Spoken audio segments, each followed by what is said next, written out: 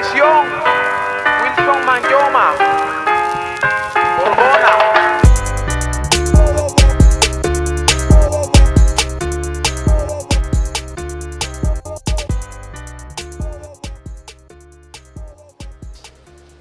Ooh. Damn it. Masters on episode 70. I'm not going to lie. After we did 60, I thought 69 was going to be like, there was going to be like a lot more debauchery on episode 69. But 69 was like more a little mild, you know? My lower thirds ain't working. Hey. All right, so the fan is off. We back in business. Back in business. We're back. Yo, Seeker, what's up? Shout out to everybody that's in the chat. A little bit early on the chat. Okay. Nah. Okay. But it's all good, man. Go ahead. Camera works. All right. So, lot going on. Some hilarious things that I'm kind of a fan of. But first, I just want to get into, there was like really a couple of things that kind of grind my gears a little bit. I just went to get my car inspected. Finally. It's been a little while since my car got inspected. So I went to go get it inspected at a mechanic that I never went to before. So I go there and the inspection's fine, $37, you know, that regular New York. And then which I know I need my rotors replaced, which I already have them. Berto was so kind to try to replace them for me, but it was so goddamn cold out, and then it got dark. So I felt bad trying to have to like force him to do it again. You know what I'm saying? I'm like, I don't want him to feel like he has to jump in and do the same old bullshit for me. So I brought the rotors that I had already bought. I brought them with me there. They replaced them. Charged me $150 for the labor, whatever. Then after the $150 for the labor, I also needed tires, which I knew I needed tires. So it's not like I'm not salty about it. Yeah. I don't feel like he's trying to get me. Yeah. You know, I do honestly feel like I was crossing my fingers, hoping that there's some kind of notification up there. So I was hoping that he kind of would pass me without calling me on the tires. Yeah. So I was like, you know what? I was like, I'm going to let it rock. I know I need tires. So I just paid the money. And when I paid the money,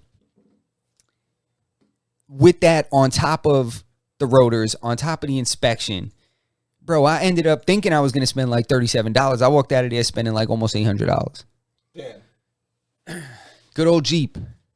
Love those tires. Well, you know, pain in the ass. The man. truth is like when you go to a mechanic, like you never know what's gonna happen. Like you could get hit with and it's expensive. Like the hourly rate for a mechanic now is like, I think the average is probably like it's plus over 100%. I went to a shop the other day to pick somebody up, and they were like, oh, the rate over here is 125 an hour, and I was like, damn. I remember when like that was like the rate at like the nice place. I remember when Elite Motorsports had a rate like that. Now they're probably like $250 an hour, and more probably for exotics. But like, you know, like this expression, like you got to pay to play. You do. Yeah. And it's pay now or it's pay later. Because what's better? I wait. Like, I mean, the reason I need a rotor is I waited too long to get my brakes done. So I got my brakes done, got my rotors done, and then and plus it's winter, so I need tires. Yeah. Like, it's like it was just bad timing, but all that shit, I needed all that stuff to get done. Because you got a Jeep, it's like deceiving with the tires sometimes, right? It's like they look like those things are meaty, you know what I'm saying? Yeah. But you really take a look at the tread, you look at that wear line, and it's like, nope. Yeah, man. He's got to be changed. So it's like it's not like I could lie to myself. So I did it. At least you got it done, man. That's what's most important. Yeah, man. You know, it got done. And plus, with the snow coming, like I said, I still got to get to work. My girl got to get to work. So it is what it is. You would have spent that money regardless, man. Yeah, I bought a new fucking a air fryer this weekend. Oh, talk to me about the air fryer, bro. How's your life changed? I bought an air fryer. It's all right. It's pretty cool, I guess. My one like net takeaway from it. What? It takes a little long on certain things. Like it takes just as long as like an oven would take to make like chicken wings. No, it doesn't. It's like 30 minutes. It's a convective, but there's no preheating. So that's where Mine has a preheat. It doesn't take very long. It's like a couple seconds, but it definitely it has a preheat. Yeah, but not like an oven preheat. An oven preheat to like 400 degrees takes like 20 minutes. Yeah, it's like surface. You know, like the amount of space inside of an oven is so much. It's so much larger. Yeah, that's the difference. Yeah. That's exactly what it's a convection oven. It's just the size of a toaster oven. Exactly. Yeah, it's cool. It's not bad. People were really selling it to me, and it does everything everybody said. But it's like, it's not, I don't know. It's not magic. It definitely is magic. You're just not making the right things in it. Maybe. What you making it so far? Chicken wings. Okay. What else? French fries. Okay. I've toasted bread. Okay. Jamaican beef patties. Okay. And like a sandwich one time. Like I had like a roll, like a hero, and like I buttered the outside and I just threw it in there. Okay. I'm going to tell you something. You like potatoes? Do you eat potatoes? I eat potatoes. That shit'll make potatoes in like 10 minutes. Oh, like a baked potato? Yeah. It'll make like potatoes. It makes potatoes so fast. It can make potato wedges super fast. Take potatoes, cut them up, season them how you want, throw them in there. They'll be done in like 10 minutes. It's definitely not bad. But you be seeing this shit on Instagram and shit like that. Motherfuckers be like making in their like in their air fryers, and I'm like, huh. See, but is it the air fryer or is it the limit of what you know you can do with the air fryer up to this point? It's very well could be that. It's not. I'm not saying it doesn't perform. Yeah. What I'm saying is like my only takeaway, like I said, is the amount of time it takes. I thought it'd be faster. That's it. That's my only takeaway. Other than that, it's great. This thing dehydrates fruit. Yeah, bro. It does a lot of stuff, and it's way healthier, bro. It's way healthier. Oh. Spaz is right. So just looking at the chat real quick, got to make sure you look at the manufacturer date on the tire.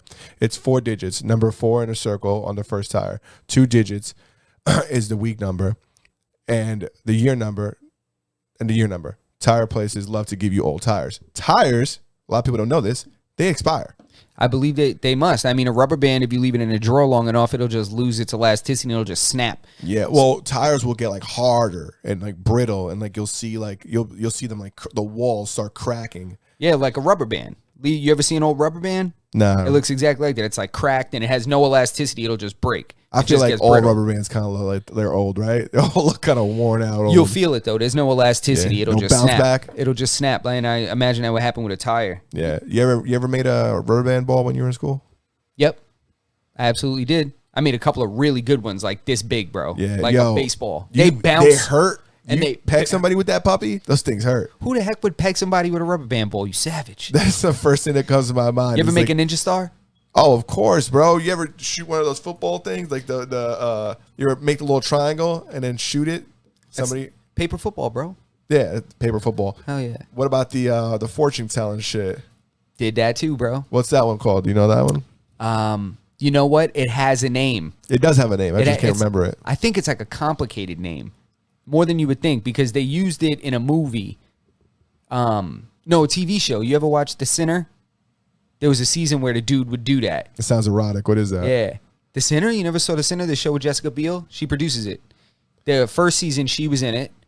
And it was like crazy. It's like a crazy like drama, like detective show. Oh, is that the show with no, I'm thinking about Jessica Alba. Nah, this show has... You know what I'm talking about? When she's a detective with... it's probably trash. Jessica Alba's the worst actress in the world. Bro, get this. It's a spin. It's like not a spin-off, but it's a play on Bad Boys. It's Martin Lawrence's sister in Bad Boys. You remember who his sister was? I forgot what her name is. She's very popular actress. I'm just a fucking idiot. So I don't remember her name.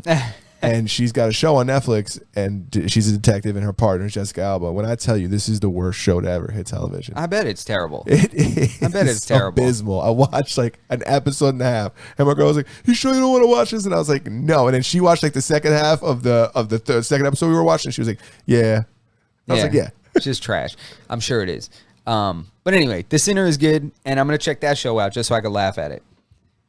A fortune teller, also called a cootie catcher, chatterbox, salt cellar, whirlybird, or paku paku.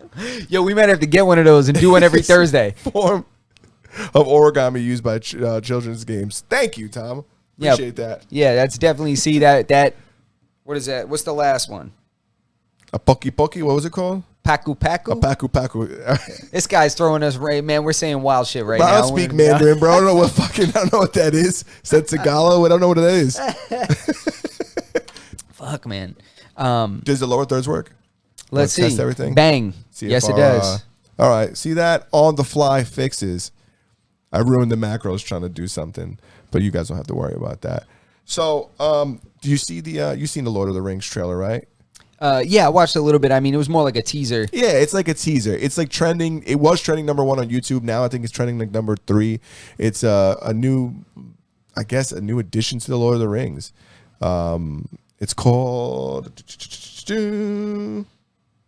I didn't write that down. You didn't write down the name of it? No, I put Lord of the Rings title announcement. And this is like, do it? and Go ahead. No, go ahead. Go ahead, I go didn't for know it. you were doing it. Go ahead. Go please. ahead, you got it. No, please. All right. I apologize. I thought I wrote it down, but I think it's, what is it? I don't want to say it wrong. If you want, I'll say it, and then you can make fun of me by how wrong I am about it. What do you think it's called? I think it's like the Tale of Two Rings. It's something about rings, obviously. It's like man, I think you're right on. what is it? Let me see. The Lord of the Rings. Come on, give me the damn name. The Rings of Power. The Rings of Power. I've been recently asking my girl to let's go on a marathon and run through the Lord of the Rings. Yeah, my girl would never. I love that movie series. It's so good. I never really got to watch it. Like, I'm pretty sure I fell asleep in every movie and never really understood or got through like any of them. It's really good. I mean, I think it's good. It's my kind of thing. I like that. I like Game of Thrones. I like The Witcher. I like C. Like, I like all that kind of stuff. All that old time kind of. Yeah. No, Yeah. it looks great. It looks very like Game of Thronesy, like you said. Yeah. So, but there's like a little more kind of. It's like Game of Thrones, except it's like elves and stuff like that. Tom's like, you have the Rings of Power in the title. Well, I'm not looking at that right now. I don't have that in front of me. Good. But you're right. And I wrote that. Yeah, you did. You know, but that's all right, man. We'll get you some ginkgo biloba or something like that. Get you Yeah, right out. yeah, We'll yeah. get you some alpha brain. Yeah, you start taking ginkgo biloba, you start shooting rope. That shit makes your count go up. You could shoot enough yarn to make a fucking sweater. Oh my god, the silly string in the neighborhood. Yeah, bro, that shit makes your sack enlarge from all the extra growth. You take that magnesium and forget about it. You sneeze in an elevator, you get everybody pregnant. A little mag. Yeah. Jesus, that's hilarious, bro. I wanna play that commercial for everybody. The Gary, what's his last name? Chuckus? Chambers. Gary Chambers, the gentleman running for Senate, for Louisiana State Senate. And typically, you know, Berto and I made a conscious decision that we're going to do our best to keep politics off this platform. Yeah. You know, we're going to try to keep this like fun and light because that shit is irritating, you know. So but this, we're not getting involved in this because it's political. Yeah. We're getting involved in it because to me, it's hilarious. I think it's hysterical. It's so damn funny, but we're going to play his campaign ad that he actually just released. And, you know, just tell us what you think. This guy is, you know, it's only, I think, 32 seconds. 37? It's 32 seconds. 32 seconds. All right. So is it on video 1? I believe it's on video 1. All right. Loop that back. So this right here, this gentleman here, he's kind of campaigning on being like a like kind of a marijuana activist. They can so hear it. Go ahead.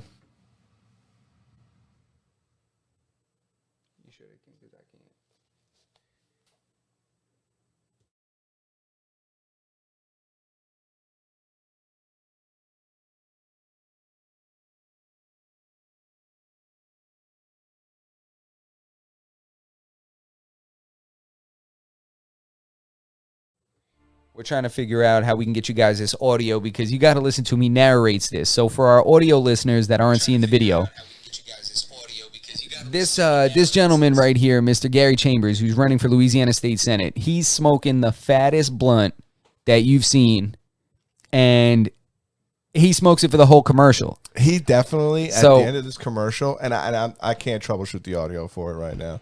It would just I could play it again for you guys, but It's not all gonna- good. It's all good. So this gentleman, while he's doing this, he's talking about his campaign, like how there's so many people that are wrongfully incarcerated for small amounts of marijuana possession, while he's chiefing on this big L. Are you allowed to smoke in Louisiana? I mean, I don't know, but I think it would be funny if the second one is him getting locked up and he's like, you see, this is an unlawful, this is an unnecessary small amount of marijuana arrest. I still agree with this message. Right? I still endorse this message. Right. That's what he said at the end, right? He said, Yeah, I wish we could have let you guys listen to it. I could probably actually play it so everybody can. I could play the audio at least. That's right. It's easy to find. So if you guys want to look for it, it's it's Mr. Gary Chambers. He's a gentleman running for Louisiana State Senate, and you could see him just burning down on this L while he's talking about how he's going to fight for marijuana legalization or at least decriminalization. So I thought it was hysterical when I saw this. I was Every like, and he's in a 37 suit. seconds, someone is he's in a, arrested for possession of marijuana. Yeah, he's in a Since suit. 2010, All right. state and local police have arrested an estimated 7.3 million Americans for violating marijuana laws, over half of all drug arrests. Black people are 4 times more likely to be arrested for marijuana laws than white people. States waste $3.7 billion enforcing marijuana laws every year. Most of the people police are arresting aren't dealers, but rather people with small amounts of pot, just like me. I'm Gary Chambers, and I'm running for the U.S. Senate, and I approve this message.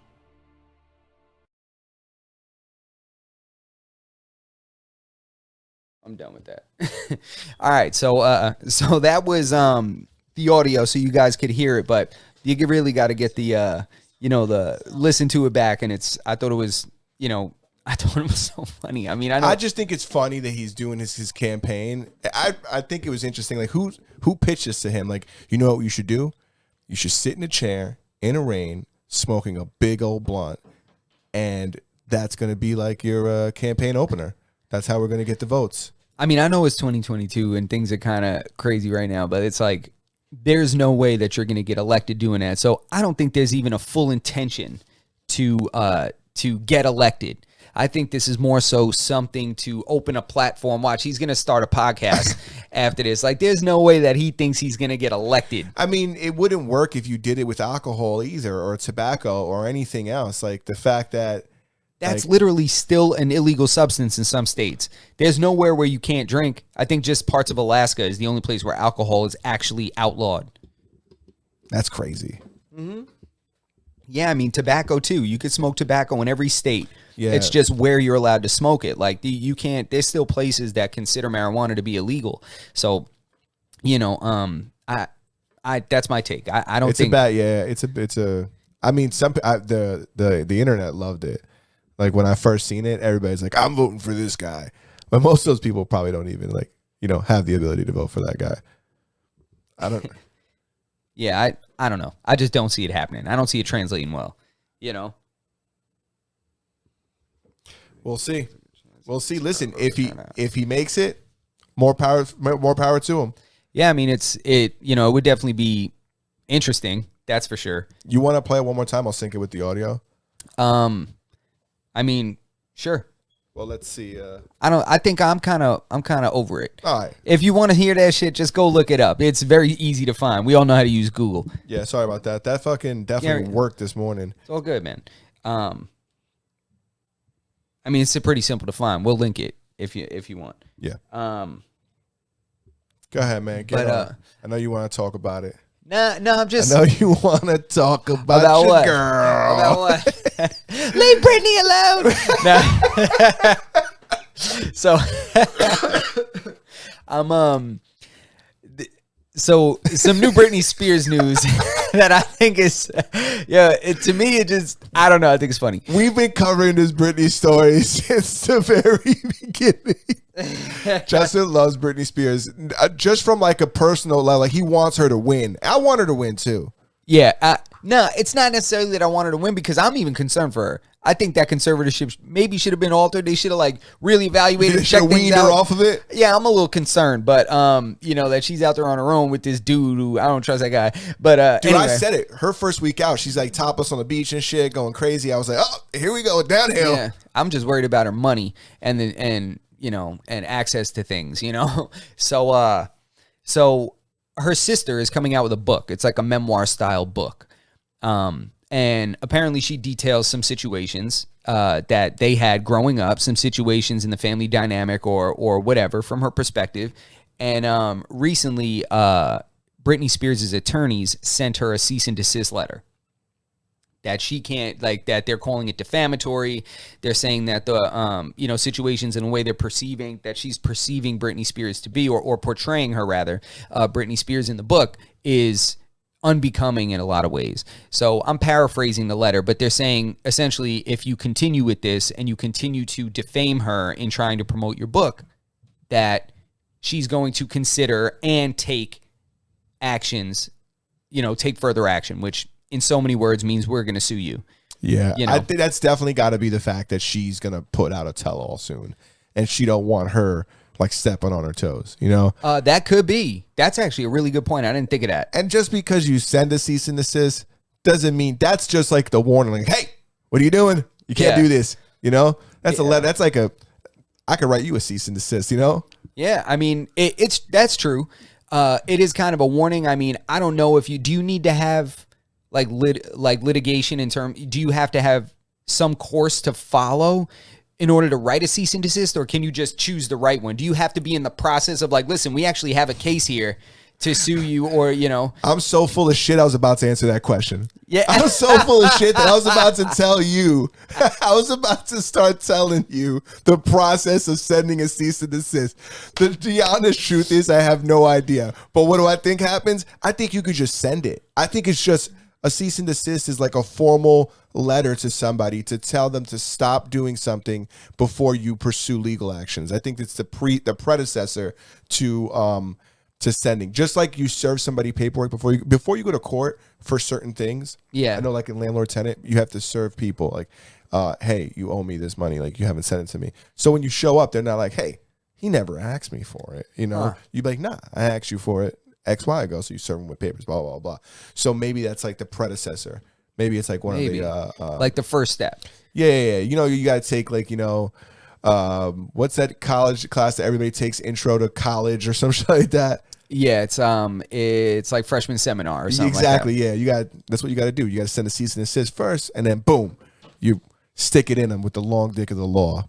Huh. That's there's always that process, and it's got to start somewhere. And I guess where it starts is cut the shit. Yeah. Here's this letter. That's the lube. Stop it. So I thought the reason why I bring this up is I find it interesting because the attorney is saying you can't say this defamatory, whatever. But what if this was the truth?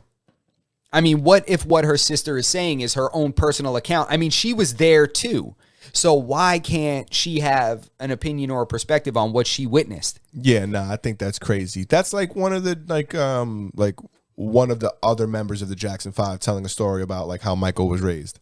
Yeah. It's like, motherfucker, we lived in the same house. Yeah, we lived in the same house. Like, so would Michael Jackson be able to say like, Tito, cease and desist, stop talking about our childhood? Yeah, he probably wouldn't say it like that. Say it how Michael would have said it. He said, Tito. What's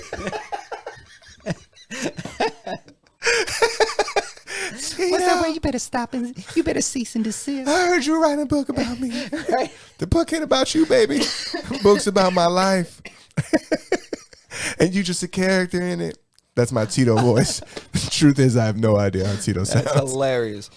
But yeah, so I don't know. That was just, I don't know how somebody could tell somebody else, like, stop telling a story about something you witnessed. Stop talking about something. Like, I heard you're telling about the time that we all got in trouble. We were both there. Yeah. So now, listen, I think that the truth is like her writing a book, the odds are it's going to be mostly about Britney. Like, who gives a fuck? Honestly, I didn't even know Britney Spears had a sister until we had this discussion. I did not know she had a sister. She had a sister this whole time, and she didn't come save her from that conservatorship. What, are you kidding me? She was eating some of those checks. Yeah. She was like, you can't have your money. You can't have your money. And she was hating on her. Listen, Britney just can't handle it. Yeah, so, she's like, Britney, I'm gonna go ahead and take another 100,000 because you ain't responsible enough to handle your own finances. You think she's rich as like a an adverse effect of having Britney Spears as her sister? You think like she just like, you know, is in the family company, which is Britney Spears, and she just gets a check? Oh yeah, I'm sure she's famous somehow off of that notoriety, and for that reason, there's a value that can be, you know, put on her presence or her name or her being involved in something. I'm sure she's probably, if she hasn't done it already, she's probably warming up to do Dancing with the Stars or some shit. Oh, Tom's in the chat saying she was an actress on Nickelodeon, on a Nickelodeon show for years. I didn't know that. Oh, I didn't know that either. Truth, I didn't know her. So I guess, listen, if she was an actress, then maybe her book might be interesting to some people and she has a fan base. But if the book is about Britney, then I can kind of understand why they would want that to, like, you know, not happen. I mean, it's super convenient timing. And I'm sure that's what Britney's working on right now. I know she's, I seen a headline today or yesterday that she's thinking about or going to do like a tell-all thing on Oprah. Which I think would be cool. I seen, you know what, the headline said that, and somebody commented on it. It was like, they need to put her on Drink Champs. Yeah. Which, if you guys don't know, Drink Champs is Noriega's podcast on Revolt TV. Yeah, that would be hilarious. But first of all, she's going to get paid good money for that interview with Oprah. Interview? Yeah, and I do think They cut you a check for that? What? Hell yeah, they cut you a check for that. What do you think? You think you're Britney Spears and you're not going to get paid to tell this story? You crazy? You think when Prince William and Meghan Markle went on or Prince Harry, excuse me, Jesus, Prince Harry and Meghan Markle went on Oprah, they didn't get paid for telling that story about how they left the royal family? I'm sure they got paid. It was probably like a $5-10 million interview. Damn. Yeah, I mean, now that you're saying it, I believe it. Yeah, they'll cut Britney that check, and this is why it used to be, Oprah does like the old, how Barbara Walters used to get all the real exclusive interviews. Like as soon as somebody came out of some crazy event or there was something nuts, they went on Barbara Walters. Like she was the person that interviewed them. Now Oprah has like taken that role. So, you know, Oprah's always the one to let the cat out of the bag. You know? That's what I thought, like why people went there, right? Because if you're going to tell your story, what a better place to tell it than on Oprah where the world's going to hear it, you know? Yes. That's, you know, it's the best platform. Yeah, and I guess there's a financial incentive too. And you know, there's I'm sure that like the people that watch Oprah are very like, they're just going to get hit so hard by this story. It's going to be so compelling to the entire fan base because it's all going to be a lot of like really soft kind of people that are going to be like, you know, like they're just going to like, she's going to pour her heart out and they're just going to drink it all up. And then you're going to see movements and Free Britney and all this shit is going to explode even further. You know, that guy is going to, I don't even want to be her dad at all. To her dad, I don't want to be her man right now. That guy's under the microscope too. Yeah, man. It's there's people are gonna really absorb this, and that guy is gonna be hated, man. It's rough, man. I just hope I think it's gonna be a disjointed train wreck. I think she's gonna be all over the place. I don't know. I don't see this. There's gonna be a lot of editing. There's definitely gonna be live. Oh, nah, they don't do it live? What? No way. Do it live? Hell no, bro. Hell no. Hell no. They know damn well that not everything is, you know, cut and dry. Not all the markers are in the box. They need to bring her to Barstool Sports and let Presidente interview her. Yeah, he can get some stuff out of people. Yeah. He gets some stuff out of Dana White. When Dana White is trying to front on who the next fights are coming up, he pulls it right out. He interviewed Trump, too. Yeah. I mean, he's he's an independent business owner that became a multimillionaire from nothing. So he likes to interview other millionaires and billionaires. That's kind of, you know. It's cool. That's that demo. Did you hear about, and we didn't talk about this at all, so I don't know if you heard about it. Did you hear about that bird hitting that plane? A bird hitting a plane? Yeah. Hit the video 2 button. Oh, yeah. You got this in a stash, bro. Look at that shit, bro. A plane was leaving Atlanta yesterday, a Delta plane, and it was struck by a bird, and it had to turn around to land again. What kind of bird. So this isn't the bird hasn't been identified. The bird's still on the loose. This image is of another plane that was hit in New York. However, it's like it's something that happens. Like if you look this up, there's like a bunch of pictures of planes just got wild dents in them from birds just packing them in. You know. See, I didn't know that they can cause this kind of damage. That shit looks like it hit an ostrich, right? But you know that planes have gone down multiple times from flocks of birds. Like really? Flocks of birds take down planes. Like there was a plane crash. Like when was it? It was a plane crash like a few years ago that when they were taking off, they sucked up like a flock of geese and it took out a whole engine and the plane went down. I'm not laughing. What? I'm not laughing at the fact that the plane went down. I hope everybody survived. But you got to admit. Nah, they didn't. Oh, they didn't? No. That's terrible. But man, how funny is that sound, you know, when you hear it? I mean, it's terrifying, really. Yeah. I mean, hold on. I want to look this up. You know what's crazy about it is because I feel like geese, like are where there's geese, like there's always been geese. You know what I'm saying? Like I don't feel like I never just seen a geese in front of my house, but like where you go to like a park or something like that, like if there's been geese there, you can guarantee you're gonna go back there every year. There's gonna be geese. Yeah. So that means that there's been some geese on this property at one point. You know, They're definitely. Listen, I definitely do. Hang on, wait. You carry on because I want to try to find this. And are we talking about geeses or gooses? Just geese. Yeah, no, I'm kidding. Oh. I used to we used to have geese behind my school. And geese are crazy. They'll chase you. Man, they're super aggressive. Yeah, bro. They're super aggressive. Geese or gooses. Oh yeah, look. It was the flight that landed down in the Hudson. That was landed by what's his name? By that I think it was Captain Jack Sparrow? Nah, what was his name? Captain Chesley Burnett. Sully. Captain Sully. Remember Sullenberger, the guy that... Yeah, that was geese that took him Yes, down? it was geese that took down these. So they did survive. This was the one I was thinking of. Okay, I can laugh all I want now. Yeah, it sucked up a flock of geese and it took the plane down. Damn. You know that's the most dangerous times is landing and taking off. Once you're up in the air, typically, statistically, like flights are okay from there. It's the taking off and landing. That's why I don't like connecting flights. The mechanics behind airplanes is pretty cool because like they have a lot of like redundant systems, so they'll have like multiple like fuel pumps and like they have like the backup to the backup. So when you like look at them from like a mechanical perspective in comparison to cars, like they're pretty cool. Like all three things would have to go out for this to like all three fuel pumps, like all 8 engines or 4 engines or whatever. Yeah.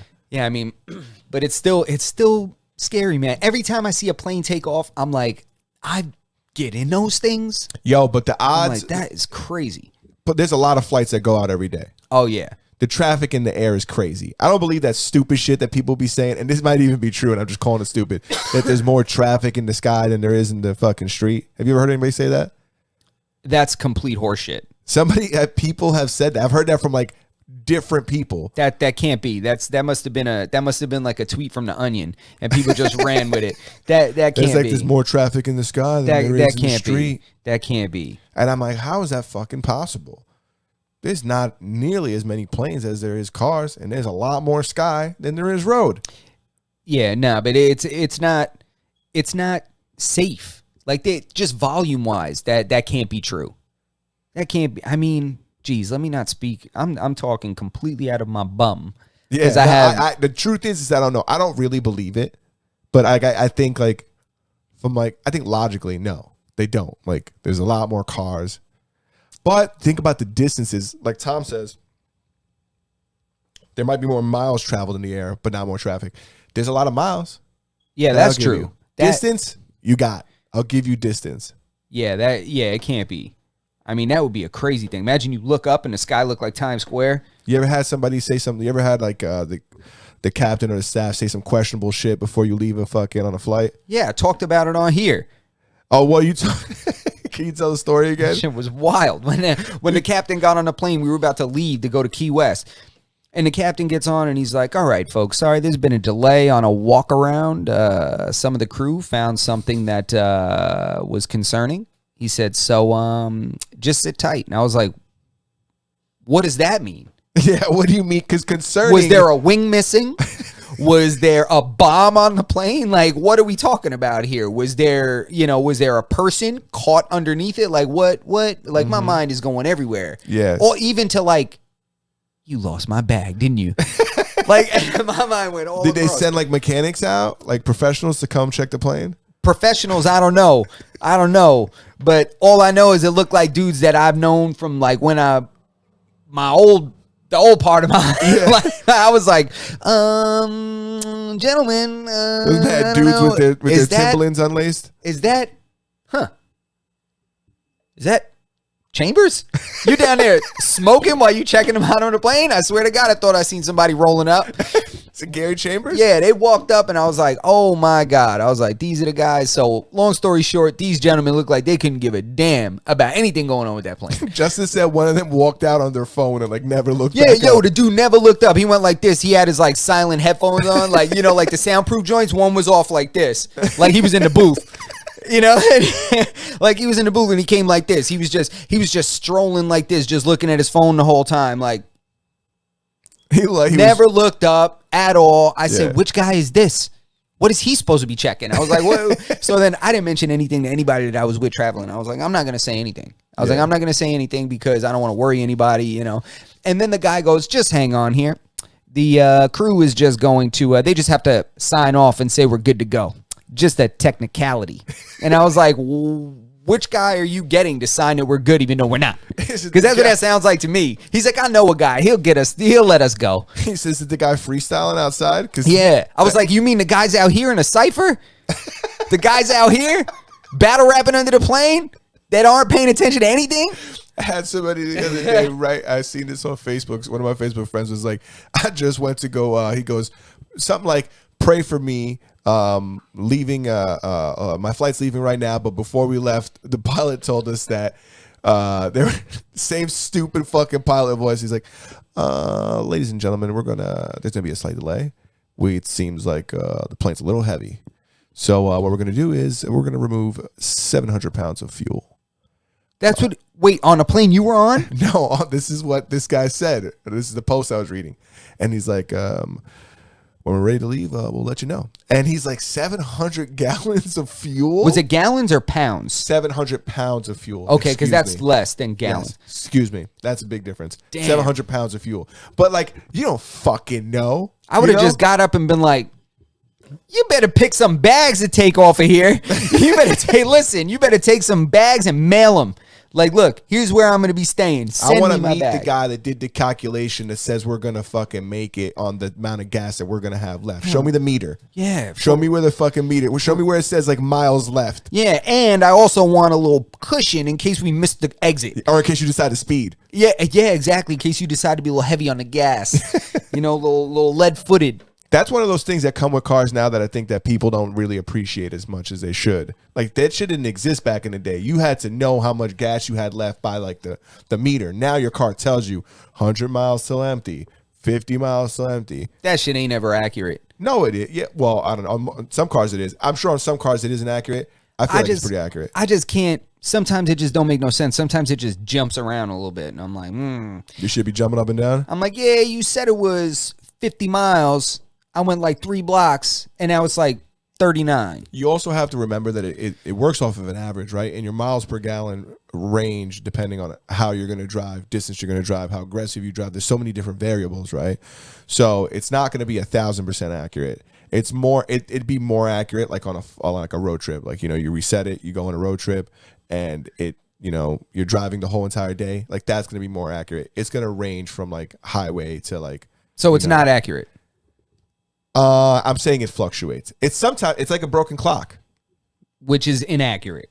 No, it's only right twice a day. Yeah, no. I think that it fluctuates. I guess newer cars work better than older cars. Something I don't fluctuates is not accurate. But your miles per gallon fluctuate. How could it possibly tell you how you're going to drive?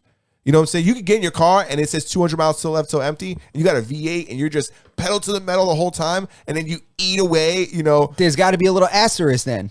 Yeah, there should be on the meter. There should be a little asterisk. That I will give you. It can't say like, because now we're just talking distance and fuel.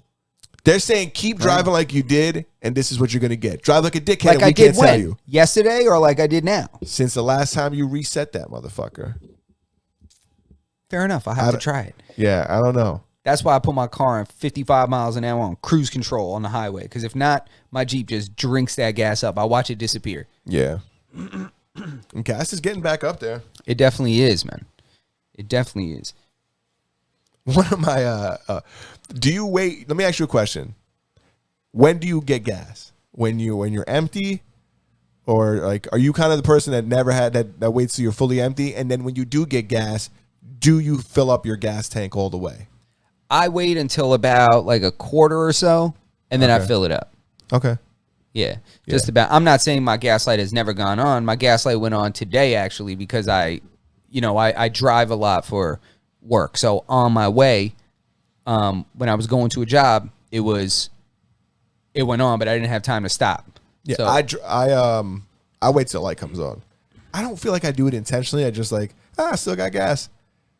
Yeah, I try not to because my dad always told me when I was young that that's bad for like the engine and shit. Yes. Well, there's definitely like sediment in your gas tank, 100%. Yeah, I mean, I don't so know. you don't want to. Well, you don't want to suck that shit up. There's definitely like that's why you have a fuel filter. Yeah. So that doesn't happen. But there definitely you do run the risk of like. In certain cars, especially back in the day, of like clogging your injectors or something like that, it's just suck up. But there's like sand and shit in there. Yeah, I bet, man. Yeah, I mean, there's sediment and there's shit in there. And in old cars, like sometimes the tanks are like rusting on the inside, so it's like there's like rust in there and shit. I mean, and not to mention, it depends on which gas station you're going to and how the fuel tanks were refilled at the gas station. I definitely depending on think what some comes gas out. stations be doing some shit with their gas. Yeah, I'm sure they do. I mean, it's like anything. I'm sure they're cutting a product on. It's like any kind of business. They're gonna try to shave something off the top. Doesn't matter. Some cars have octane readers, and like I'll give you an example, like a flex fuel car, right? You can put E85 in it, but not all E85 is really like gonna have the same ethanol content. So there needs to be a meter in there so it can adjust, because ethanol, you need more of it to you need about 30% more ethanol than you need gas. On E85, you need about 30% more fuel than you would on like 93. That's a more accurate statement. Excuse me. Okay, they're both like petrol. There's just like this one has a higher ethanol content than but that's doesn't matter. That doesn't matter. But what I'm saying is that some cars have the meter, so when you get gas, you could tell like, oh, this is good gas, or damn, this is shit gas. Like you could see it on it. It'll read it and it'll give you a display like E50, or it'll say like it'll read the ethanol content. What kind of cars are you talking about? Flex fuel cars have that. Oh, flex fuel cars have. Yeah, because it needs to make adjustments to how much fuel it's going to deliver, and whatever variables need to be adjusted based on the ethanol content, because it's going to need to know how much fucking gas to give. Yeah, so if anybody's wondering, you can tell who the guy is in this conversation that knows about cars and which one doesn't. Yeah, I'm not even saying I know about cars. I did a terrible job at explaining that, but it was all pretty accurate. No, I mean, it was all accurate. It made sense to me. These things exist. That's all I'm saying. That, if you really wanted to know how shitty the gas you were getting is, you get one of those fucking puppies. You get one of them bad boys and they'll tell you, Same thing with like, you go to like different countries. Mm-hmm. Different countries, their gas is different. I'm sure. I mean, the sugar is different in different countries. I mean, I guarantee other places you go probably have better gas than we do. They say that shit about that's why Japanese cars are so good, because like their gas is like so bad down there that like you could put anything in their shits and they'll run forever. Yeah. That's funny. I know I had you ever know anybody? I don't remember who the hell it was, but I remember a conversation I had with somebody that told me that McDonald's is different depending on the country you're in. Oh, that's a fact. Yeah, 100%. I mean, like the quality of the food, not just the meals. Everything. Like she said, like she had, I think it was, where was it?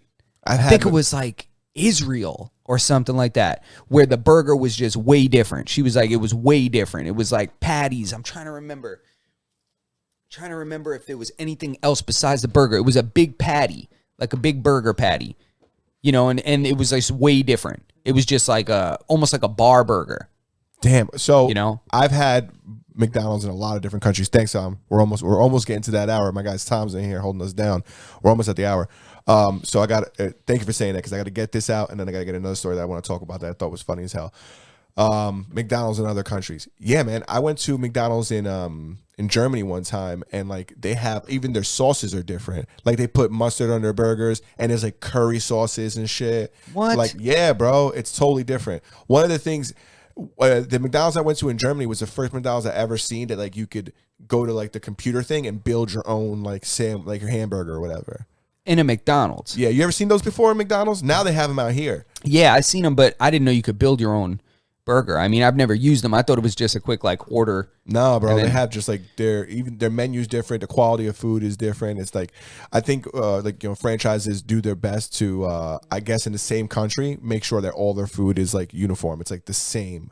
So the way your McDonald's tastes when you're in New York, if you go to Georgia and you eat McDonald's, it should theoretically taste the same, right? I think that's one of the things they strive for, is like the food being of the same quality no matter where you go. You know what I'm saying? And then, obviously they want it to be a higher quality or whatever quality they desire, but it has to be the same no matter where you go. Who said this? That's like a thing when it comes to franchises. That's why franchises make you never went to a McDonald's that had different French fries than the other one. No. Never. No. No I matter did go where- to one that had a waiting staff. Well, that's different. Yeah, but you mean the actual food. Yeah, every time you think about it, no matter what McDonald's you go to, the fucking Big Mac tastes the same. It's great. It's delicious, but it don't taste different. Not one McDonald's is better than the other. Yeah. They like the It's kind of a rule. You need to make the food the same. Yeah, And it needs to stick to the brand. There's a franchise standard. Yeah, that's true. You Yeah, go they to definitely any. They only have Checkers in the hood, so you go to Checkers. The fries are just as greasy in Wyandanch as there are in Central Islip. Yeah, and I mean, they drop the burger the same amount of times. They kick it under the fridge the same amount of times. Yeah. It's just, good to go. The one thing that's not the same, though, What? the amount of fries you get. Certain McDonald's you go to, you get the wrong guy on the wrong shift, and you ain't getting that whole thing packed out. When I get a large fry or a medium fry, the whole thing should be full. Right? And if you say to me that, no, the medium fries comes with less fries than that, then make the fucking container smaller. Yeah, right? true. I need to be aesthetically pleased by the amount of fries I have. I know. The You need truth to is, I feed don't know my- how many fries are in there, but I look at it, and if it ain't maxing out the whole thing, I shouldn't see any back. The back of the fry box? Yeah. Because I shouldn't see that. It should be maxed out. Yeah. That's why you got that fucking scooper. Yeah, the scooper, that's the exact shape. Yeah, You know? yeah. Max that puppy out. You said that somebody put me on to like this Jedi trick that I still have yet to try, but I want you to. They were like, you want the freshest fries you ever had at McDonald's? I said, what? How? Of course I do. Oh, I know this hack. What is it? Oh, you want me to tell you? Yeah. You gonna put me in the spot? Go ahead. All right. If you know what it. I'm gonna do? You go through the drive-thru, Uh-huh. or you go and you say, "Hey, can I get some fries? And do me a favor, no salt on them." Yep, that's the And trick. they gotta make you a fresh batch. Yeah, that's the trick. That's the trick. I mean, it tastes like shit, but Yeah, you add salt you after. add salt after. Tom just said a few episodes ago, you guys were talking about NFTs. Have you ever looked into CFD? I don't know what that is. I don't know what that is. Go ahead. Go ahead. That one we grabbed at the same time. No, we didn't. Justin Go has to ahead. think. Explain to the people what we're talking about. Berto has this thing where every time I go to look something up, he takes his phone out and looks it up too. So I've just come to just allow him to do it.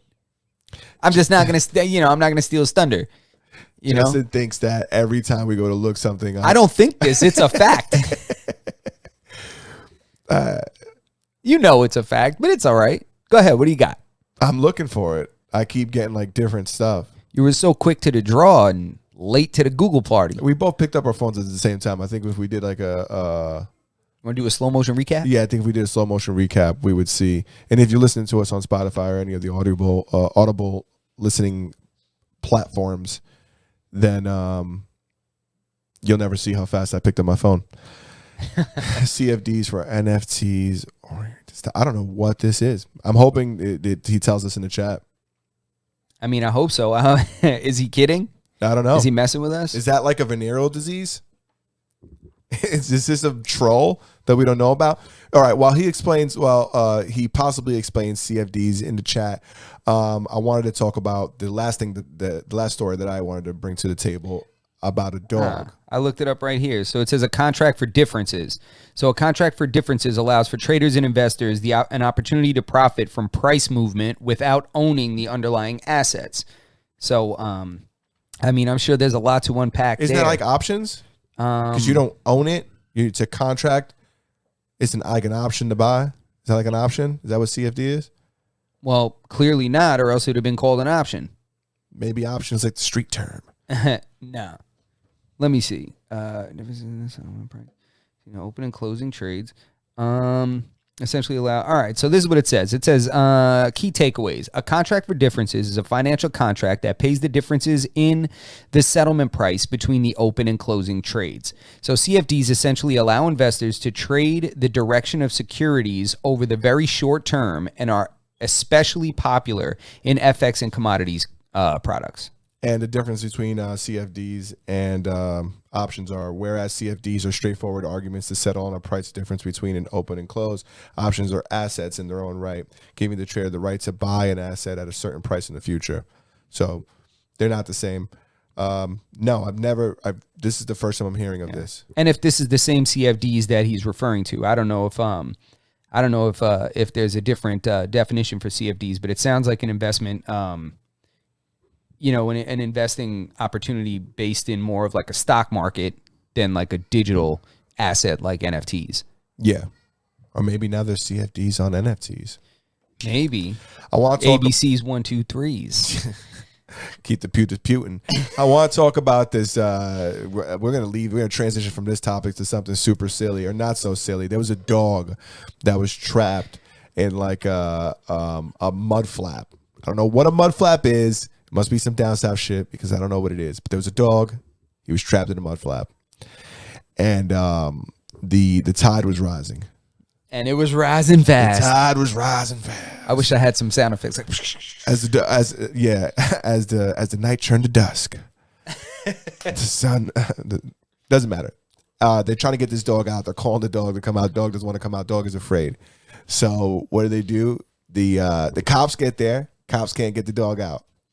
Firemen get there. Firemen can't get the dog out. Stoner around the block has exactly what the solution is. Homeboy comes through with a drone and just straps a sausage to it and lures the dog out with the sausage. Dogs will do anything for food. So it was dangling? Yeah. They just had the drone and they flew it, like, I guess, in front of the dog, and they just lured it. There's no video, but it lured the dog out with the sausage. Damn. That's brilliant. Yeah. Damn, but that dog's... I don't know if my dog would be trying to eat in that scenario. My dog is going to be trying to survive.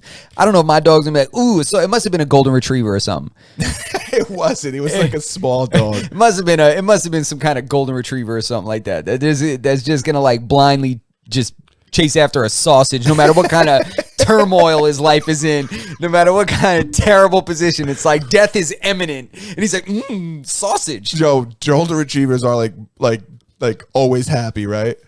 Yeah, they are. Because I think that, I don't know. They're like bred that way? I think they're genetically mutated to be just happy dogs? Yeah, absolutely. Absolutely. They like bred out every aggressive bone in that dog's body. They were like, we're going to make a living stuffed animal. They are cool dogs. I've never... They are.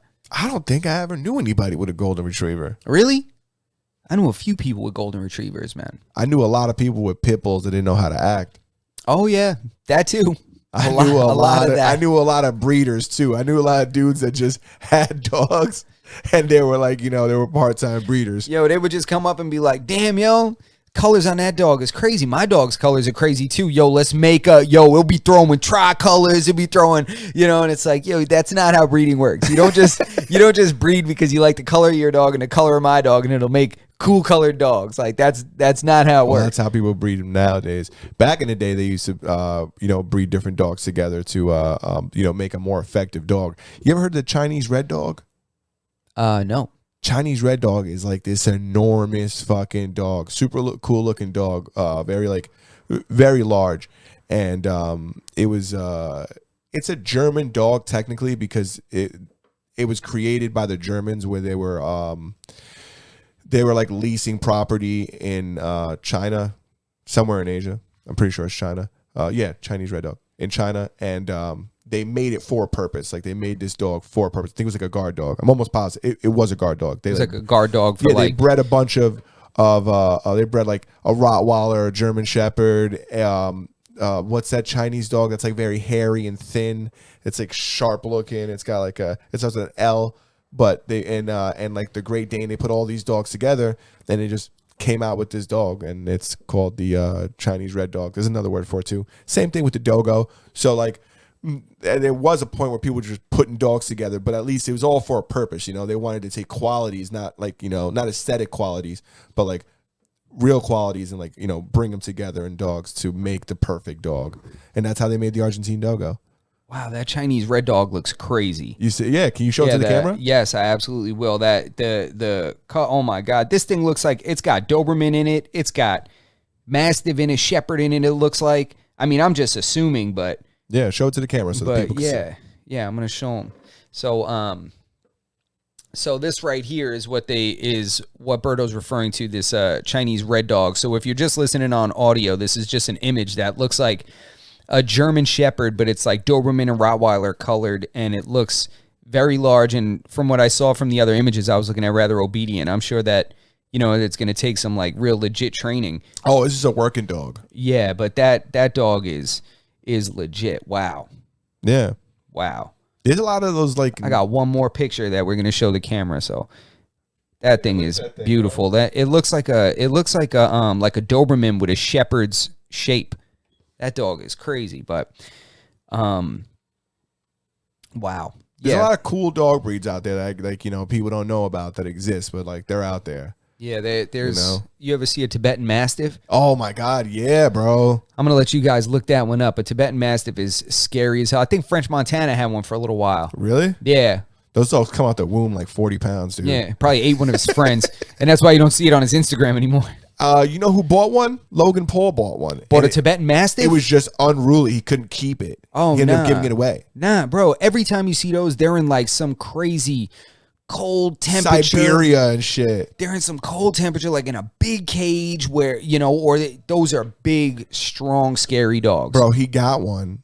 It was just like unruly. He sent it to like a dog training place. Like they kind of did their thing. Even they had a hard time with it. Gave it back to him. He was just like, nah. And he ended up leaving the dog there at like that training place. They were like, maybe he just got a bad one or whatever. But like those dogs are not dogs to like, those are, you've had to own a couple dogs before you get that one. To me, it's like, that's one of those dogs. There's certain breeds of dogs. If you're not going to use it for that, don't get it. Like, that's one of those dogs. If you're going to get that dog is like a legit guard dog designed to scare everybody off your property. Like, don't get that dog if you live in a studio apartment. Yeah. You know what I'm saying? I'd be super hypocrite to say that, because I bought a dog when I lived in a 1-bedroom. I bought a dog that I knew was going to get, to 100-ish pounds. And, I got out of there before he got, fully grown. Maybe not. Maybe he was fully grown in there. No, I don't think he was. Yeah. But I've done it too. But you're right. If you're not, if you're gonna get something, No, I mean, I have a fairly large dog in an apartment too. I mean, no, but even the fact that yeah, when you get something like a dog like that needs needs to have a job and shit like that, like, yeah, you got to do those things for it, like. Yeah, it's you end up getting like poor behavior out of it. It'll end up like chewing shit up, and it'll end up like eating your furniture and shit like that. Yeah, or worse, it should eat your kid. Yeah, for real, man. That Mastiff needs that. Whatever, I think it was like a guard dog, but he wants to get it in like, have it in like Calabasas or whatever. Like this that don't make any sense, Yeah, no. It makes no sense. But yeah, I mean, I don't know if you wanted to jump into your quick picks. Let's take some quick picks on this fight on the co-main and the main. All right, UFC this weekend, 270. Main event, Francis Ngannou versus Cyril Gane. Yeah. Co-main event is Brandon Moreno, Davison Figueiredo, 3. Both for titles. Yeah, both for titles. Real quick, my picks for the main event and the co-main. I'm gonna say Cyril Gane submission second round, and I'm gonna say Brandon Moreno. You know what? The truth is that I think that Figueiredo wins this fight, but I would want Brandon Moreno to win. I want Brandon Moreno to win as well. So for the co-main, I'm going I'm gonna go Brandon Moreno TKO stoppage. I hope so. I think Brandon Moreno is gonna put hands on him. I don't see him submitting him again, which he did last fight. I think it's just gonna end up being Figueiredo is just gonna get caught, clipped. He's gonna try to fight out of it, and I think Brandon Moreno is just gonna end up getting a stop TKO. I don't think he's gonna KO him, but I think the ref's gonna have to drag him off. And then I think on the main event, I think Francis KO, man. You think Francis? So this is the thing, right? If it ends in the first, and we talked about this before, and you said this, and I agree with it 100%. If it ends in the first round, it's because Francis knocks him out. If it gets into the second round, and that's why I said second round submission, because I feel like although Ciryl Gane might be it's most likely the better striker, I don't think he's going to want to risk standing in front of him, because even if you are the superior striker, it's still that guy's got dynamite in his hands. I just think he's not going to be able to avoid Francis. Francis just needs to hit you one time. But so that's the thing is like, he's just got to hit you once. But this guy's big too. But he's just got to get hit. I don't care how big he is. He's just got to get hit once. The problem is, I don't know if anybody at this point with the improvements that Francis has made to his fight game, I don't think anybody can avoid being hit at least once by him. Yeah, well, that's the thing. If he really like grinds him down, similar to like the way the Stipe fight played out, keeps him up against that cage. The thing is closing the distance, right? You take that risk closing the distance. However, if he keeps him up against that cage, makes it a gruely fight, gets it, it takes him into deep waters, he's got way bigger of a chance of winning the fight. He does, but I don't see that happening. Ciryl Gane's not a wrestler. He's a stand-up striker, kickboxer. I don't see that. I mean, I'm sure he's okay in the clinch, but the work that Francis has done, the guys he's been training with, training his wrestling, training his jiu-jitsu, like he's become a much more well-rounded fighter. So I think he's going to be able to defend a takedown, you know, because remember, Francis is such an effective striker with his hands that he doesn't even need to worry about taking someone down. All he has to do is be able to. All he has to be able to do is defend the takedown and be able to counter strike, which we all know that he can throw bombs. So I just can't. 5 minutes. Ciryl Gane's got to avoid getting hit once. I mean, Francis literally cannot hit you at all. You know. So the reason why I say, I think that's the strategy to beat him. Right? He's not a wrestler. Mm-hmm. He's not somebody who's traditionally going to do that. I think his background's in kickboxing, right? Yeah. So I mean, really high level, super high level kickboxer. So you're right. That's not the fighter who he is. But I think that's who he's going to have to be that night. And if he's training and if he's putting in some work in a gym, then he needs to be holding people up against the cage, grinding on them, making them carry him, and that's what he should be, in my very humble opinion, what he should be training on, because that's how you beat Francis. I don't think he beats Francis standing in front of him. So you're right. He stands across from Francis the whole night. It's only a matter of time.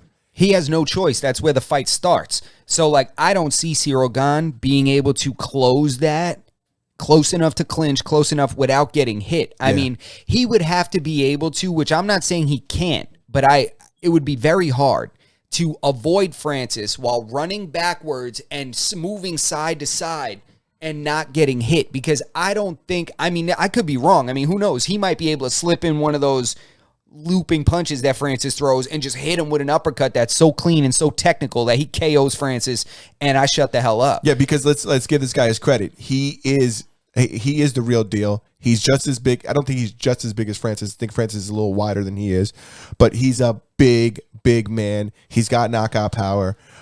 He does have the superior stand-up game when it comes to the two of them. The only difference is Francis has that night juice in his hands. But what's superior? He's superior technically. Yes. But the power goes to Francis. Well, yeah. The knockouts and the finishes goes to Francis. Correct. Is he more technical? Yes. Mm-hmm. But if he hits Francis one time, Francis isn't going out. If Francis hits him one time, he's going out. Or he's going to be really compromised and really hurt, and it's going to really affect his willingness, I think, to engage the way he has with previous fighters. And they've trained together before, correct? Do you know how long did they train together? Do you know that? Very short amount of time. Very short amount of time, because there is that video that's all over the internet of them sparring together, and I really don't think that that's not the same thing as like Jorge Masvidal and Colby Covington. Like that's not the same dynamic that Cirogan and Francis have in the No. sense of their history training together. Yeah, apparently it was just a few sessions, Francis said. Okay. So, and besides, they're different fighters. You know, there's guys that I used to train with in jiu-jitsu that were white belts, and I was a blue belt already, and they weren't, you know, and now, you know, they give me so much trouble. Like they tap me like 3-4 times a class. It's just, you know, it's just improvement. And shit. if you've been following Francis's career, you've seen that he's gotten nothing but he's gotten better and better and better and better. Yeah. It's, you know, it's the willingness to work and the time spent and improving. And I think that Francis has, it seems as if he's put some legit time into to fill in those gaps. So I don't know. I think Francis is going to take his head off, Real to be quick, honest. talk to me about Colby Covington and Jorge Masvidal. Ooh, interesting. Do you agree with? I think Chael Sonnen said that this fight's gonna make or break Jorge. That he can't afford to lose this fight. He was alluding to the fact that if he loses this fight, Yeah, you slim. ain't the street Jesus that you've claimed to be. And me talked about this. You know how I feel about this. I think there's a little bit of hype behind Jorge. I think he's great. I think he's got some hype behind him though. Nah, I think if you think he's got hype behind him, you might have to watch some old fights. Like before he was in the UFC and stuff like that. Like fights from like overseas when he was fighting in Japan and stuff like that. So like when like I've seen him fight in Japan. I've seen him fight in Japan on a broken ankle. yeah, he's been fighting for a long time. And he's paid his dues. He's great. And he's beat some really good guys. He's KO'd some good guys. He stopped some really good guys. I think he had a really big rush, like a really good run of like a few fights, like Conor did. That's the same thing Conor did. The only thing is that those couple fights that really mattered, Conor finished. And Jorge it was a matter of losing to Usman the way he lost. That right there was something that really killed his momentum. And so I don't necessarily think it's hype. I think that he got hyped appropriately and then got stopped by a goddamn savage. Yeah. But I do think that I agree. If he loses this fight, his fight prospects start to change. I mean, now we're looking at, is he a main event anymore? You know, because other main event guys, they ain't going to play that. Honestly, I think this is going to be a really tough fight for him. I see, in my opinion, if I had to put money down, picking Colby. I think Colby's going to grind him out if Jorge doesn't finish him. And I think Colby knows the dangers that Jorge brings to a fight because of how much they train. These guys are different, like you said. Their dynamic is very different than Cirogan and Francis Ngannou because they trained together for years. I mean, they used to live together. Yeah, they're roommates. Yeah, like they've been training together for a very long time with the same coaches. Like, so we're talking about techniques that are similar, other sparring partners that are similar, plus the psychological component that comes in, like knowing that, oh, somebody, I seen so-and-so, you know, I saw so-and-so beat your ass a few times in the gym, because that doesn't get talked about because there's like a code. You know, you don't talk about that. But you know, when you go somewhere and you've been training with guys and you go and you're like, yo, I've seen this guy beat his ass every single day. And now these two guys are going to fight. Or you've seen him quit. Yeah, or you've seen him quit. You know, you've seen him kind of lose that fight in his, you know, during practice. You've seen him not go as hard, you know, or maybe his go-to move that other people that aren't familiar don't know about. So if, let's say, Colby has a really go-to move, like, oh, he loves this, like, around, you know, he loves his body lock on this specific side, like, and I've been defending that specific, you know, entry for years, and he just happens to do it on everybody, and they don't see it coming, but I know it's coming. Or Jorge throws that jumping knee that I've seen 1,000 times. Like whenever he takes a half a step back, he's going to jump and throw that knee. Like I know this guy. I used to hold pads for this guy, you know, when he used to do this, like, you know, so I think it's going to be real interesting, but I do think Colby grinds this one out. I think this is make or break for both of them, honestly. Yeah, Colby's coming off 2 losses. I mean, listen, that division right now is locked down. Yeah, it is. You're right. That division's locked down. These guys, they're both fighting for it, right? And what are they really fighting for? Another shot to fucking... They both already lost. Who knows if they even deserve a title fight now? No disrespect to them, but there's other guys that deserve to come up there and get beat up before they do. They get their head taken off by Usman. Just because they listen, Colby's back. Colby's not back-to-back, but Colby lost twice to him, right? His last 2 fights. and Colby's career is back to back, but Francis fought somebody else in between those fights. I mean, Kamaru fought somebody else. He fought Jorge between those fights.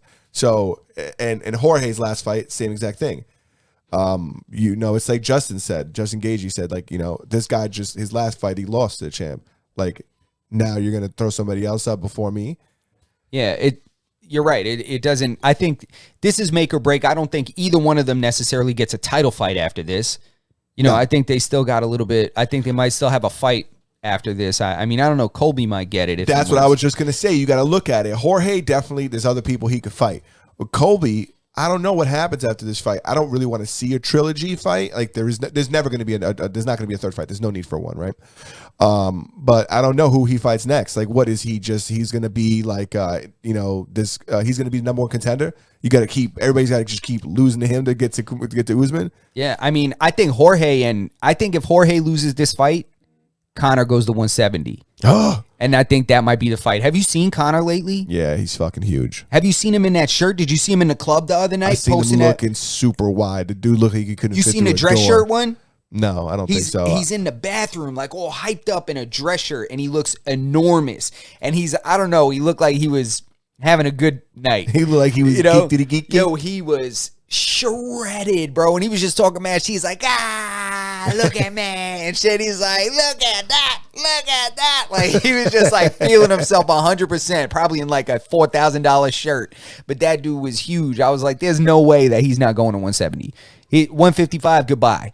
With the size that he looked, goodbye. I just don't think he's going to be very competitive at 170. Those dudes are huge up there. I think against a guy like Masvidal, maybe, because he's not, or even somebody, or even maybe, I don't know. Those dudes are big as fuck up there, and I just don't think he has any other options. I think he's gotten the size that he's put on. I'm just like, he's not. Well, he's not going to get big fights at 55. Not big fights that he's capable of necessarily winning. To be honest, he's not getting big fights. This is the thing. He goes to 55. He's not going to fight, top 3. Yes, that's true. He's not. I mean, he already lost to Dustin twice. I mean, Justin Gaethje is like, bro, I'm busy. Yeah, like, I'm going to get the gold and then I'll fight you. Yeah, absolutely. He's not fighting top 3 55. So, he has to, if he jumps up, he gets a shot of fighting somebody in the top 3. Most likely. Just off of him being Conor McGregor. And I don't necessarily think he wins. And the thing is that whoever he wants to fight is going to take the fight for the payday. Anybody, just like he says. Even though they said they should say, no, I'd rather hang on and fight for a belt, or I'd rather take a fight that's going to move me up the rankings. They're like, how much money? I'll fight Conor. Motherfuckers want that payday, bro. They really it's do. It's a red panty night. Yeah, it's red. Conor comes through. He's like, he is like the belt in a lot of ways. I'm trying to see if he's diminishing his value for every fight he loses. Now it kind of brings down his stock a little bit. Who's that, Conor? Yeah. Yeah. I mean, at this point, I don't think at this point that he's doing. That he's really, I think he's just gonna plateau here and shit. Really, like I want to see him win fights, dude. I do, because I think it's good for the sport. It's good for the fighters. It allows them to negotiate for more money. The more money he brings to the sport, I just don't know. These guys are, that saying, man. Who the hell was it that said that? It was like Joe Frazier, like Joe Louis. Somebody said it. It's it's hard to wake up in the morning and go run 15 miles when you wake up in like satin sheets. It's like, he's got $100 million. He's got a ton of money, man. I mean, what do you have? What's the reason? What's your motive now? What's your motivation? I mean, you have everything you want. I mean, yeah, your motivation is to be the best, but motivation to be the best isn't beating the guy that doesn't know how he's paying the rent, doesn't know how he's feeding his kid. That's a very different motivation. And I think that hunger is what brings guys to the, even guys that are doing okay in the sport, like Dustin Poirier and stuff, like he's still only making a few $100,000 a fight. He's not making the Conor money, but I believe that the truth is that in order to stay relevant, he's got to fight, right? The reason why a lot of these endeavors that he does outside of fighting are so successful is based off of his career fighting. He's, you know, people want to drink fucking Proper 12 because it's Conor McGregor shit. And they want to drink Conor McGregor shit because he was the fucking champ because he's a bad motherfucker. But the dude goes out there and, you know, loses more fights, that, you know, that starts to go down. I don't think any of his businesses would be affected by it because he's still an enigma. Like he's like a force, like an icon. I don't think his businesses go down necessarily as his ability to like create new things goes down, right? I don't think he's going to now start something like a new, like, you know, he has the whiskey. I don't think he's going to now start another endeavor and it's going to blow up and be massively successful if he continues to go out there and not perform. I don't know. I guess I just kind of disagree because he's so successful at launching these things. Like everything from the Mac Life to, you know, he's got a brick and mortar restaurant now that's doing well. They actually threw Molotov cocktails at it the other night. Luckily, nobody got hurt and shit, but they like tried to firebomb that shit, his restaurant. I'm like, assholes. But you know, he's got that. He's got the Proper 12. He's got like a fight promoting company. Like he's got a lot of businesses, man. But he's been winning a lot. He's been not as of lately, but he won for so long that's what I'm saying. That now we're getting to the point where like it's like people are starting to like not really believe in him. Like even like casuals are starting to say, I don't know about that guy. They don't know about him as a fighter. Yes. But anybody, he's still going to get all kinds of investors, no matter what his idea is. If he goes to somebody that's if he goes to somebody that's an investor, this is business now. Like this is different than fighting. You know, they're going to be like, yeah, how much do you want for what's your idea? Oh yeah, what'd you do with the last one? Oh yeah, let's do it. I'll give you an example. Alex Rodriguez. Is he still playing baseball? No. Okay. Alex Rodriguez. He's let's just say he's still playing baseball. He opens up a restaurant. It probably, you know, blows the fuck up. Now, he stopped playing baseball for 15 years, and then he opens up a restaurant. You think it's going to be as successful as it would have been if he would have opened it up when he was still playing baseball? No, and for a completely different reason than the sport. Because it's just like if he never made a persona for himself outside of the sport. Okay, maybe Conor based McGregor on that factor. Conor McGregor has done that. Conor McGregor is you know, the coming generation may not even know Conor McGregor was a fighter. Yeah, I still think you just gotta. Maybe you're right, but what I will say is that from my perspective, I feel like you still got to keep winning. You know, I was going to use the Rick Ross Wingstop thing, but Wingstop is a franchise and it's already developed its own name off of like it's not really, and it ain't his. But maybe you're right.